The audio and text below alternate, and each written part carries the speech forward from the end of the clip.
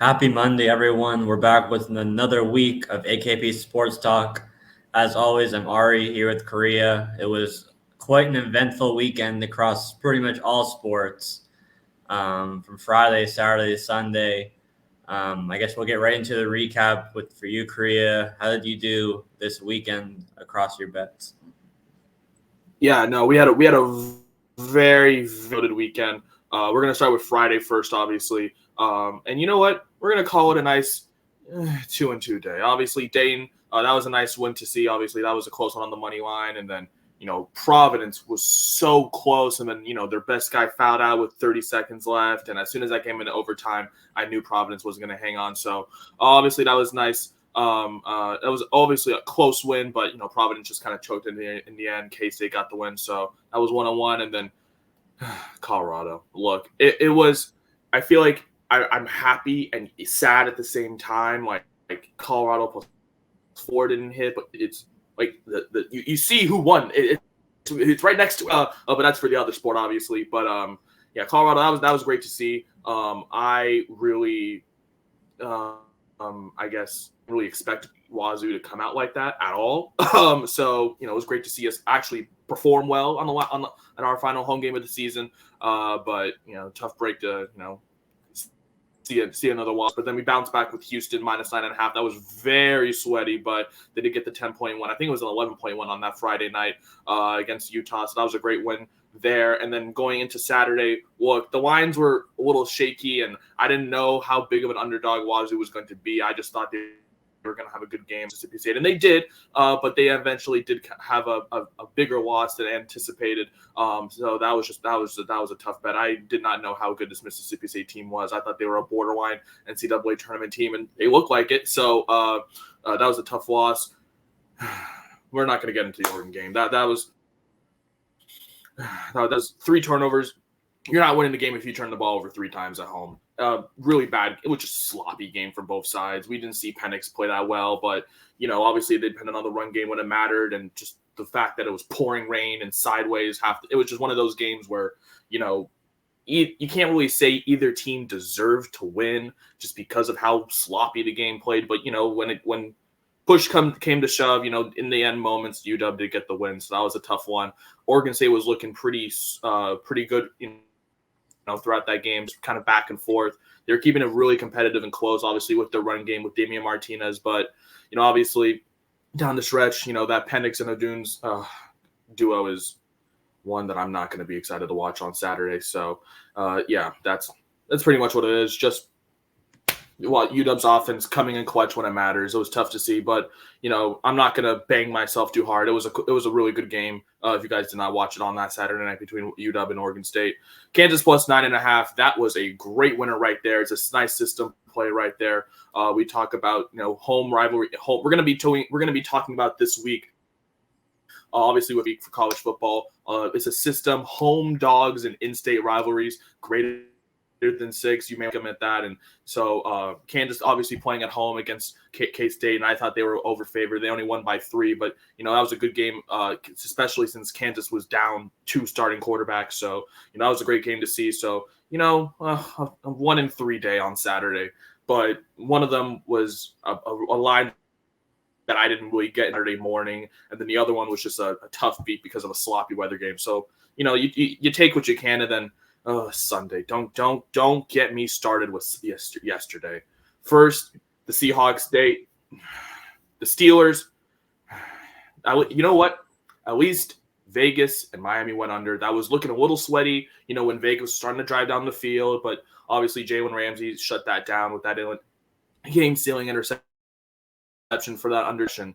It was a pretty sweat-free win. Obviously that game was, kind of close throughout pretty much the first half, and it was 13-14. I kind of thought, the Raiders are probably going to cover the spread, make it a little competitive and close, and obviously down the stretch it was, a lot more depending on their run game for the Dolphins with Raheem Mostert, obviously, because A-Chain unfortunately got in, and so that was a nice win. But the Seahawks, I mean, thanks for blowing that, Jason Myers.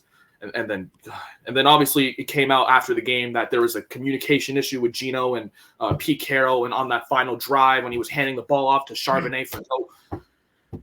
And then the Steelers, look, Kenny Pickett, my God, is the worst quarterback in the NFL. And I thought they were going to get lucky because they're facing the Dorian Tops. I guess not. The Steelers, their luck has ran out, I think, officially, and they have been sent back to reality. So 1-3 weekend, 2-6 weekend. You know what? We're gonna be better for Thanksgiving. I promise. So all in all, tough weekend for football, and then basketball. You know what? We'll finish a little positive. Like I said, college basketball is going to be something that's going to be a lot more introduced as we get more and more into the season. Obviously, this week, Thanksgiving tournament week. Obviously, some of the big ones, Miley and Vanille, Cayman's Classic, all these big ones. So we're going to get our picks into those, as we get through this week, starting today. But Ari, I'm going to let you get into your recap from this weekend. Obviously, we had games Friday, Saturday, Sunday. I know UW won Arizona. That was nice to see for both of you. So obviously, sweet for you. Nice 2-0. How did you do the rest of the weekend? Well, not a sweep because I had USC too, who that didn't go so well. But I guess we'll start Friday. You already talked about Colorado Wazoo.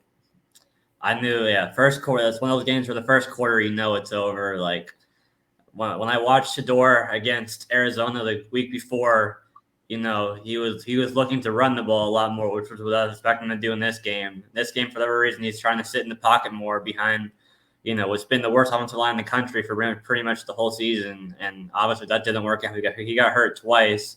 He left the game. He came back the first time and then left for good, I think, the second time when he left the game. That was just one of the ones where you chalk it in the first quarter, basically. As soon as they score, they cut it down to 7 points, and they give a kick out for a touchdown the very next play. So, it's just one of those where you just chalk it in the first quarter, basically. Knicks cruise over the Wizards in the first half. They only won by 11, which isn't like a blowout, but they were up comfortably the entire first half. So, again, fading the Wizards is going to be, pretty profitable probably all season. 2-1 Saturday. Arizona cruised over Utah again, one of the hottest teams in the entire country at this point. 5 wins in a row. 4 ranked teams in that span. You talked about the Washington Oregon State game. That was, a little bit weird because of the weather, but when it mattered the most, Penix stepped up late. That was quite a gutsy call to throw the ball on the third down to ice it, but it worked out. And then USC.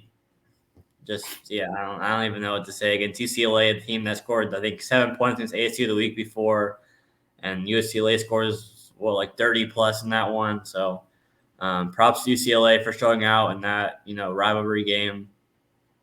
Sunday, Seahawks winning the whole game until when it mattered most in the fourth quarter. There's a lot of things I could say about that game, but I'll just leave it at that. Chargers, they fall to the Packers, so Herbert had his chance, and Quentin Johnson dropped the ball late that could have at least could put him in field goal range if he stays on his feet. It's a touchdown, and they would have won by 4 at that point. But then Bears, Lions come back in the fourth quarter, pushed it to go over. So 1-1 technically Friday, 2-1 Saturday, 1-2 Sunday. So pretty much even overall, maybe down a little bit, but like Chris said, not the best weekend for both of us, but we'll definitely be better as we get into this week. And we have a lot of big games pretty much every day in college basketball, then college football later in the week, and then of course NFL games. So we'll start off with today with your best bets career for today.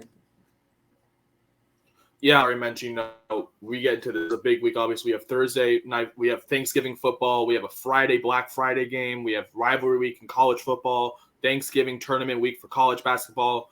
Expect a lot of content from us as we get into this week, but, obviously not that much on the card. I have a lot bigger of a basketball card, but these are my 3 favorite plays for college basketball today. I'm going to start with that. We're going to go to the Maui Invitational first, and I'm taking Gonzaga to cover that 4.5 point spread.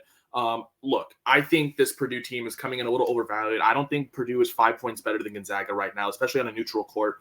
Even though Gonzaga has struggled, obviously they did struggle against Yale at home.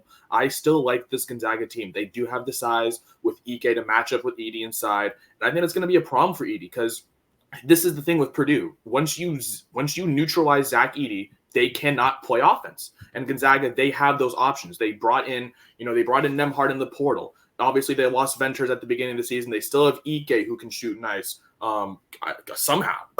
And, the talent that this Gonzaga team still has. And, we always talk about how, Gonzaga is always a team that can't really get it done in March Madness. But, they still have Watson. They still have Hickman. They brought in Ike, who's going to be one of their best guys inside from Wyoming. One of the best transfers Gonzaga's had in a little while. And then obviously Braden Huff. I like those four.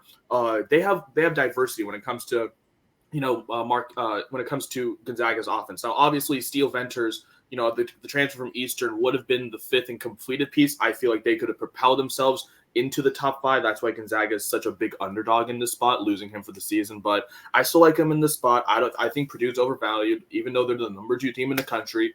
Like, who has Purdue faced? Like, let's be real here. Purdue has not faced any top talent. Their hardest opponent was an Xavier team they beat by 12, and that was over a week ago. And I don't like them in this spot. Well rested, obviously. They got to travel all the way to Maui. I like Gonzaga in this spot, plus 4.5. That's a great look right there. And then I like also UConn today at minus 6.5. This is the championship game between UConn and Texas in I forgot what tournament they're in specifically, but look, UConn is going to blow the brakes out of Texas tonight, okay? Texas looked really sloppy in their game against Louisville. They had to have a Max Asmus game to send them to the championship game. And look, if that's that Texas team that's going to come in and play UConn, I'm sorry, UConn's going to beat the brakes off of them. UConn is not taking a step off of their national championship run. They look like one of the more complete teams. Offensively, they're getting it done. Defensively, they know how to stop you.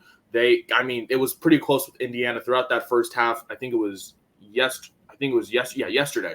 It was pretty close throughout that first half, and then the second half came, and then as soon as the second half came, UConn just took off, and that's kind of been their key throughout this year, just kind of making sure that they keep it close throughout that first half, and then second half comes and they take off. I like UConn in the spot.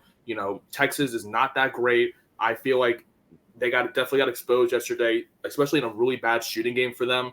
They've struggled this year against some formidable teams. I mean, their hardest opponent was Louisville, and they only beat them by 1. So I don't know how this UConn team is going to fare today. I like them at minus 6.5. And then finally, we're going to go to the late night in the Maui Invitational, and this is a very, very late tip-off, so no need to worry about expressing this. This is an 8:30 p.m. Pacific tip-off, so this is for all the people on the East Coast. You're going to be going to bed when this game is tipping off. I'm taking Marquette minus 4.5. That line is growing now to 6.5, but I like Marquette in this spot. UCLA is not that great. And when you talk about a team that has offensive weapons, you look at this Marquette team. Marquette is one of the best offenses in the country. We've seen it every year. They score 86 points a game. I'd say their biggest test was going into Illinois and beating them by 7. That was a great win for them. I think that kind of solidified them, as a team that can actually, contend in March Madness. Because we always say, if you can win on the road, then you can win in March Madness. And that was especially this early in your third game of the year, you got to go to a loud environment in Illinois. And Tyler Kolek had himself a day. And I feel like they're going to depend on him in this game against UCLA as well. Now, UCLA, they're 3-0, but who have they played? They played Long Island University. Yeah, okay. They played Lafayette, and they played St. Francis, Pennsylvania. Oh, wow, I'm shaking. This is UCLA's first opponent. That's a real test, and it's a top 5 team. I don't like them in this spot. I don't think UCLA comes up to the bat. Look, when you talk about UCLA, you always talk about how great their defense is. Offensively, they're not that great. They're only averaging 73 points a game. And against a team who likes to score and put on the points, you're going to need your dependable guys. And, with a bunch of freshmen in this spot, I don't like it. So I like Marquette minus 4.5. So those are my 3 picks for college basketball to cover. UConn and Marquette to cover all 3 today. And then going into the exciting Super Bowl Monday Night Football between the Philadelphia Eagles going in Kansas City to face the Chiefs. I am taking 2 plays, obviously. One of them is a lean. I'm personally not putting money on it, but I think it's a great lean. First, I'm taking DeAndre Swift over 13.5 carries and minus 125. Right now on DraftKings, I think this is a great look for him. I think in this game, it's going to be a very run-heavy game against a good Chiefs secondary. Obviously, we talk about that, and then, it's supposed to be raining today, so obviously that's a negative game script for the air. So I like DeAndre Swift on the ground to more focal point for this Eagles offense today. This is a really, really great spot for Swift. The Chiefs don't have the greatest run defense, and Swift, with his shifty ability, is going to be getting a lot of the front work in that backfield today. I like Swift on the ground today at minus 125 over 13 carries. I would take the rush yards, but I just think he get 14 carries. I think he's hit this in 7 of his last 9 games. I think it's a great look. I'm gonna take DeAndre Swift over 13.5 carries tonight. And then my lean is the Chiefs on the money line. I'm not officially taking it because I know that it's such a public play and it's such a very, very sweaty public play that it makes me not want to play it. So I'm gonna advise the Chiefs, but I'm not going to personally play it. I like the Chiefs in this spot tonight to just get the win. When you talk about Super Bowl rematches, right? And I saw a graphic of this over the weekend. Every year that there's been a Super Bowl rematch, the following year after the Super Bowl, the team that won the Super Bowl has won the rematch. The last one that I think was happening was back in 2016. Remember, with that Denver and Carolina one. Denver won the Super Bowl. Denver won that first game. Patterns tend to trends matter, and I feel like if the same team that won the Super Bowl is going to win the rematch after the following year, then I think this is a great spot for the Chiefs, obviously, and I like them in this spot at minus 140. It is at home. You can't bet homes at home, and God, with all this Travis Kelce drama, it makes me not even want to watch this game. But I'm going to take the Chiefs on the money line. I think that's a great lean. If I did have another lean, I also would take the Eagles maybe to cover. I think this is going to be one of those games where it's just going to be, like last year in the Super Bowl, a game-win goal, or someone's down by 1 and they kick the field goal to win by 2, something like that. I think it's going to be one of those last-second victory wins. So if there is another play, I do like the Eagles to cover, but as well I do like the Chiefs on the money line as a lean. But I am officially DeAndre Swift over 13.5 carries. This is just a great game for him on the ground. He's hit this number so many times throughout this season, and I think this is a great script for him. So those are all my picks today. I think that's a 5-0 card. Going back to college basketball, Gonzaga to cover, UConn to cover, Marquette to cover, and then Swift over 13.5 carries. And then my lean for the night is Chiefs on the money line at minus 140. I know that line's growing, but the Chiefs are just a heavy public favorite in this spot. I just can't put my money on that. So those are my 6. I'm gonna let Ari get into his best bets for today. Ari, what are you taking? Yeah, it's a lean for you. I think I'm going to be on it. The line's moving in the favor. It went from 1 to 3 just from last night to today.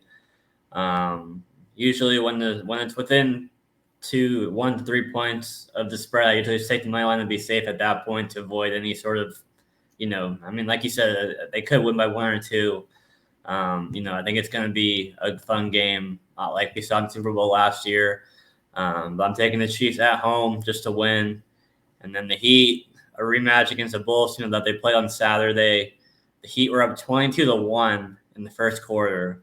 And somehow, some way, the Bulls come back and end up winning by, I think they won by 5. They were up by 3. And the Heat missed a game-tying 3 and fouled, and they lost by 5. But this is a Bulls team that lost back-to-back at home to the Magic before this last game.